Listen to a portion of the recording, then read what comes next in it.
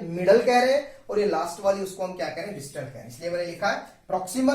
Proximal किससे संलग्न है आपकी, मेटाकार्पल से। मिडल जो बीच के अंदर उपस्थित है और डिस्टल जो सबसे एंड की तरफ उपस्थित है। इन पूरी अस्थियों से मिलकर आपके इस फोरलेग का, इस अग्रपाद का निर्माण होता है। तो कुल आपके दोनों अग्रपादों की बात करूं तो दोनों अग्रपादों में 30 और 30 60 अस्थियां मिलकर आपके अग्रपाद का निर्माण करती हैं। ठीक है। इसी तरह से हम बात करें आपके हाइंड लेग की बात करें, आपके पश्चपाद की बात करें तो एक पश्चपाद के अंदर नंबर ऑफ बोन्स 30, तो दोनों पश्चपादों में मिलाकर 30 और 30 60। यहां पे भी वही चीज है, ये सबसे जो लॉन्गेस्ट बोन होती है, इंपॉर्टेंट क्वेश्चन है यहां पे, ये इंपॉर्टेंट क्वेश्चन। आपके शरीर की सबसे लंबी और सबसे मजबूत जो अस्थि होती है वो कौन सी होती है आपकी, फीमर होती है। कौन सी होती है, फीमर होती है। ये पूछा जाए कि शरीर की सबसे मजबूत और शरीर की सबसे लंबी अस्थि कहां पे पाई जाती है, तो आप क्या बताओगे, आपकी थाई के अंदर, आपकी जांघ के अंदर वो उपस्थित होती है और इसको हम क्या कहते हैं, फीमर के नाम से जानते हैं। तो फीमर एक और एक दो, एक पांव में और एक दूसरे पांव में। इस तरह टीबिया, इसी तरह फिबुला, टीबिया नंबर 2, फिबुला 2। मतलब हम बात करें फीमर के नीचे वाला जो ये वाला पोर्शन है, यहां पे भी नंबर ऑफ बोन्स कितनी होती है, 2। और उसके बाद में टार्सल कितनी होती है संख्या के अंदर 7। यहां पे संख्या में कितनी थी, 8। ठीक है।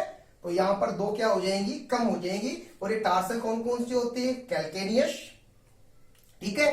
कैल्केनियस के बाद में हम बात करते हैं आपके टेलस। टेलस के बाद में हम बात करते हैं आपके नेविक्यूलर। नेविक्यूलर के बाद में बात करते हैं क्यूबॉइड। क्यूबॉइड के बाद में बात करते हैं लेटरल क्यूनिफॉर्म बोन। उसके बाद में इंटरमीडिएट क्यूनिफॉर्म बोन और आपके मीडियल क्यूनिफॉर्म बोन। ठीक है। इस कैल्केनियस को हम कहते हैं हील बोन। हील बोन मतलब कि जो आपकी एडी होती है, एडी के अंदर कौन सी अस्थि उपस्थित होती है, कैल्केनियस। ठीक है। और टेलस को हम क्या कहते हैं, एंकल बोन। ठीक है। जो आपका ये निकली हुई रहती है यहां पे घुटने के थोड़ा सा ऊपर, जो आपका एंकल होता है, उस एंकल के अंदर जो बोन उपस्थित उसको हम क्या कहते हैं, टेलस कहते हैं। तो हील बोन कैल्केनियस को और एंकल बोन किसको कहते हैं, टेलस को कहते हैं। ठीक है। तो इस प्रकार से 7 बोन्स किसमें उपस्थित होती है, आपके टार्सल्स में। और 7 और 7 कितनी है आपकी, 14। उस तरह से मेटाटार्सल जैसे अपने हाथ के अंदर उपस्थित है, उसी तरह से 5 और 5 मेटाटार्सल उपस्थित है। और उसी तरह से 14 आपकी कौन सी उपस्थित है, फेलेंजेज उपस्थित है। ठीक है। तो जो 2 बोन्स कम थी, वो 2 बोन्स कौन सी होती है आपकी, पटेला बोन्स। और ये पटेला बोन्स कौन क्या कहते हैं, नी कैप। जो आपके घुटने होते हैं, उन घुटनों के ऊपर जो टोपीनुमा संरचना पाई जाती है, उस संरचना को हम क्या कहते हैं, पटेला बोन्स कहते हैं। और उसको हम दूसरे नाम में आपके नी कैप भी कहते हैं। तो इस तरह से कुल मिलाकर ये नंबर ऑफ बोन्स कितनी हो जाएगी, एक पांव के अंदर 30 और दोनों पांव के अंदर 60। तो 60 फोर लेग में और 60 ही किसमें हो जाएगी, आपके हाइंड लेग के अंदर उपस्थित होती है। नेक्स्ट हम बात करें आपके पेक्टोरल गर्डल की। पेक्टोरल गर्ड बोले तो अंश मेखला, और अंश मेखला के अंदर 4 अस्थियां आपकी उपस्थित होती हैं। ठीक है। तो अंश मेखला कहां पे उपस्थित होता है, ये वाला जो आपका बोन्स है, जो त्रिकोणाकार अस्थि है, इस त्रिकोणाकार अस्थि को हम क्या कहते हैं, स्केपुला हम कहते हैं। और इस स्केपुला से निकल के जो ये वाली बोन आ रही है, जिसको हम कहते हैं क्लेविकल, या इसको हम कहते हैं कोलर बोन। कोलर बोन भी हम इसको कहते हैं। ठीक है। तो स्केपुला एक इधर और एक इधर, 2, और क्लेविकल एक इधर और एक इधर। ठीक है। इस स्केपुला के अंदर क्या मिलती है आपके, इस स्केपुला के अंदर मिलती है आपकी ग्लिनोइड कैविटी। ग्लिनोइड कैविटी, जिसको हिंदी में आप कहते हो अंश उल्लूखल। और इस ग्लिनोइड कैविटी के अंदर आकर आपका ह्यूमरस का हेड, इसका हेड, ह्यूमरस का हेड आकर क्या बनाता है, जॉइंट बनाता है। मतलब इस तरह से मैं बात करूं, ये स्केपुला, इस स्केपुला के अंदर ये ग्लिनोइड कैविटी है, और इस ग्लिनोइड कैविटी के अंदर मैं बात करूं, ये वाला आपका किसका, ह्यूमरस का हेड है, और ह्यूमरस का हेड आकर इसके अंदर फिट हो जाता है, और फिट होकर एक जॉइंट बनाता है, जिस जॉइंट को हम कहते हैं ball and socket joint. Ball and socket joint. ये भी अस्थियों के अंदर हम पढ़ते हैं कई सारे की हम संधियां पढ़ते हैं, कई संधियां पढ़ते हैं, जॉइंट्स पढ़ते हैं। तो उसके अंदर एक जॉइंट्स होता है ball and socket joint, Hindi में इसको कहते हैं कंदुक खल्लिका संधि इसको हम कहते हैं। और मतलब ये वाली जो अस्थि होगी उसके अंदर ये मूवमेंट होगा वो चारों दिशाओं में आपके हो सकता है, इसको हम कहते हैं आपके बॉल एंड सॉकेट जॉइंट। ठीक है, इसी तरह से अगर हम बात करें पेल्विक गर्डल की, श्रोणी मेखला की, श्रोणी मेखला के अंदर दो अस्थियां होती हैं, उन दोनों अस्थियों को हम कहते हैं कोक्सा बोन्स। ठीक है, और प्रत्येक कोक्सा बोन्स की हम बात करें तो प्रत्येक कोक्सा बोन की अगर हम बात करें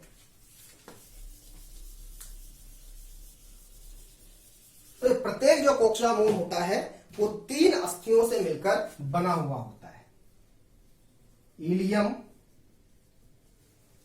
इस्चियम और आपके प्यूबिस।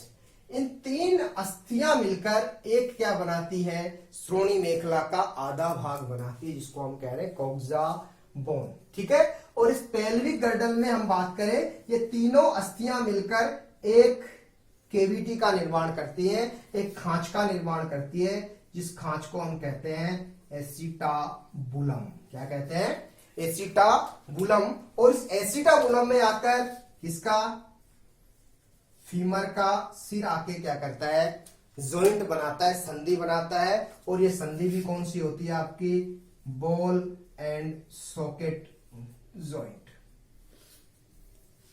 ठीक है, तो ये पेल्विक गर्डल के अंदर नंबर ऑफ बोन्स 2 होती है। तो इस तरह से कुल मिला के 60 बोन्स आपके अग्रपादों में, 60 बोन्स आपके पश्चपादों में, 4 बोन्स आपके पेक्टोरल गर्डल में और 2 बोन्स किसमें होती है, आपकी पेल्विक गर्डल में होती है। तो कुल मिलाकर 126 जो बोन्स होती है उससे आपका एपेंडिकुलर स्केलेटन या उपांगीय कंकाल का निर्माण आपके होता है। ठीक है, और इन अस्थियों का जो समेकन होता है, एक चीज और यहां पे कंसीडर करना चाहूंगा, काफी इंपोर्टेंट क्वेश्चन होता है जो कई बार पूछा जाता है, आपके कॉम्पिटिशन्स के अंदर भी पूछा जाता है, आपके एग्जाम्स के अंदर भी पूछा जाता है कि जब अस्थि और अस्थि आपस के अंदर जॉइंट होती है, बोन और बोन के अंदर जब जॉइंट होता है, बोन और बोन मतलब अस्थि और अस्थि के अंदर जब जॉइंट होता है तो उस जॉइंट को हम क्या कहते हैं, लिगामेंट कहते हैं। क्या कहते हैं, लिगामेंट। हिंदी के अंदर मैं बात करूं तो स्नायु। मतलब एक अस्थि दूसरी अस्थि से लिगामेंट की सहायता से या स्नायु के माध्यम से जुड़ी हुई रहती है। ठीक है, दूसरी चीज कि अगर बोन किससे जुड़ी हुई हो, आपके कार्टिलेज से जुड़ी हुई हो, मतलब कि जब आपकी अस्थि किससे जुड़ी हुई हो, उपास्थियों से जुड़ी हुई हो, तो इसको जोड़ने वाली संरचना को हम क्या कहते हैं, टेंडन कहते हैं। हिंदी में हम बात करें तो कंडरा। ठीक है, तो ये 2 इंपोर्टेंट क्वेश्चंस है कि अस्थि को अस्थि से जोड़ने वाली संरचना स्नायु कहलाती है और अस्थि को उपास्थि से जोड़ने वाली संरचना क्या कहलाती है, आपकी टेंडन्स कहलाती है, आपकी कंडरा कहलाती है। ठीक है, तो जब अस्थि और अस्थि मिलती है तो अस्थि और अस्थियों के मिलने से एक आपके जॉइंट का निर्माण होता है, एक संधि स्थल का निर्माण होता है। ये संधि स्थल भी हम बात करते हैं एक बार कि या तो 2 अस्थियों के मिलने, जैसे हमने बात की कि जो कपाल की अस्थियां होती है, जो क्रेनियम की अस्थियां होती है, ठीक है, या हमने स्कल की बात की तो स्कल की जो अस्थियां हैं वहां पे भी संधियां होती है और संधि जो स्थल होते हैं उनको हम सूचर कहते हैं, सूचर हम कहते हैं उनको। ठीक है, तो जो कपाल की बात करें, करोटी की बात करें, जो सूचर्स होते हैं वो क्या होते हैं, बिल्कुल भी मूवेबल नहीं होते। तो ऐसी जो संधियां होती है उन संधियों को हम क्या कहते हैं, इमूवेबल, अचल संधियां हम उनको कहते हैं, जो कौन सी है, आपकी करोटी की संधियां होती है। इसके अलावा अगर हम बात करें कि संधियां कौन सी हो सकती है, भी हमने बात की बॉल एंड सॉकेट जॉइंट्स हो सकती है, जिसके अंदर जो एक अस्थि है वो दूसरी अस्थि की खांच के अंदर फिट होती है और अस्थि चारों तरफ क्या कर सकते हैं, मूवमेंट कर सकते हैं। इसके अंदर हमने बात की कि श्रोणी मेखला और आपके फीमर का, ठीक है, जॉइंट, और हमने बात की आपके पेक्टोरल गर्डल और ह्यूमरस का आपके जॉइंट। इसके अलावा हम बात करें कि कुछ संधियां ऐसी होती है जिसमें हम बात करते हैं हिंज जॉइंट, कब्जा संधि, और कब्जा संधियों का हम एग्जाम्पल देखें तो ये हम बात करते हैं कि आपके ह्यूमरस का इस रेडियस अल्ना के साथ में जो जॉइंट होता है, इसमें जो आपका मूवमेंट होता है वो सिर्फ एक ही दिशा के अंदर संपन्न होता है, विपरीत दिशा में संपन्न नहीं होता। इसको हम कहते हैं कब्जा संधि। ये कब्जा संधि यहाँ पे भी उपस्थित है, ये मूवमेंट इधर होगा लेकिन विपरीत दिशा में नहीं होता, तो इसको हम क्या कहते हैं, आपके हिंज जॉइंट कहते हैं। एक तरह का जॉइंट और होता है जिसको हम सेडल जॉइंट कहते हैं। तो सेडल जॉइंट्स में हम बात करते हैं कि जो आपकी मेटाकार्पल है, अंगूठे की मेटाकार्पल, ठीक है, और आपके जो ये है आपका क्या है, ये फेलिंजियल, इनके बीच में जो आपके जॉइंट होता है, उस जॉइंट कौन सा होता है, आपका सेडल जॉइंट्स होता है, ठीक है। इस तरह से हम एक संधि की बात कर सकते हैं, पाइवोट जॉइंट। और पाइवोट जॉइंट्स में हम किसकी बात करते हैं, जो आपकी एटलस कशेरुका का और स्कल का जो आपकी जॉइंट संधि होती है, उसको हम कौन सा कहते हैं, आपके पाइवोट जॉइंट कहते हैं। इसी तरह से एक जॉइंट और होता है जिसको हम कहते हैं आपके ग्लाइडिंग जॉइंट या विसर्पी जॉइंट, ठीक है।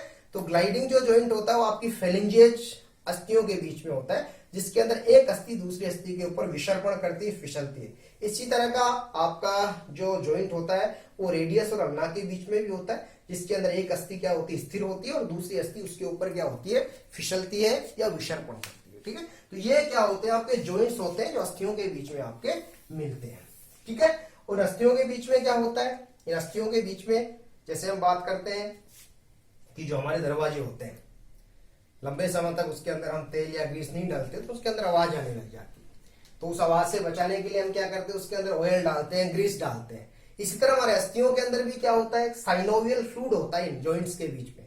और वो साइनोवियल फ्लूइड का काम क्या होता है कि साइनोवियल फ्लूइड इन अस्थियों को आपस में घर्षण होने से रोकने का काम करता है। तो ये आपके जब आप संधियों वाला चैप्टर पढ़ोगे तो संधि वाले चैप्टर के अंदर ये सब चीज आप पढ़ोगे, ठीक है।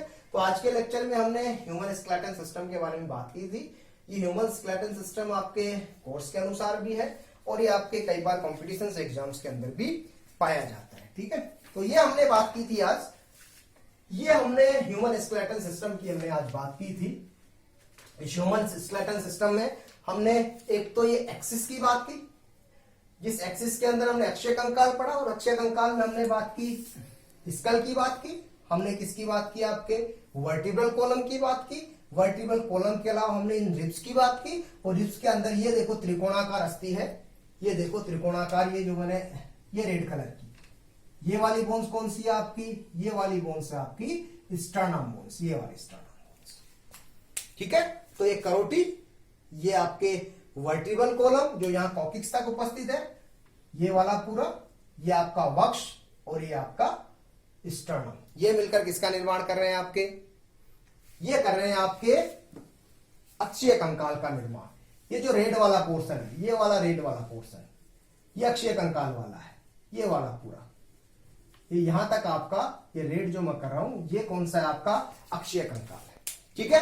और रिमेनिंग जो बचा आपका, ये पेक्टोरल गर्डल, ये पेक्टोरल गर्डल, ये आपकी क्लेविकल, ये आपकी ह्यूमरस, ये आपकी रेडियस अल्ना, और ये आपकी कार्पल्स, ये आपकी मेटाकार्पस, और ये सबसे लास्ट के अंदर आपके फेलेंजेस, ठीक है। इसी हिसाब से इस तरफ ये आपकी पेल्विक गर्डल, ये पेल्विक गर्डल का एक ओसिम ओनिमिनेट, ठीक है, आधा हिस्सा, और ये आधा हिस्सा इलियम, इस्चियम और प्यूबिस के मिलने से। और यहां पर ये निर्माण हो रहा है आपका किसका, एसिटाबुलम का, ये देखो एसिटाबुलम का, और इस एसिटाबुलम के अंदर कौन घुस रही है, आपकी फीमर का हेड, ये कौन सा आपकी फीमर, ये आपकी टिबुला फिबुला, ये बीच के ऊपर ये पटेला बोन्स, और ये हमने वापस बात की तो यहां पर आपके टार्सल्स, ये आपके मेटाटार्सल्स, और ये सबसे लास्ट में आपके फेलेंजेस, ठीक है।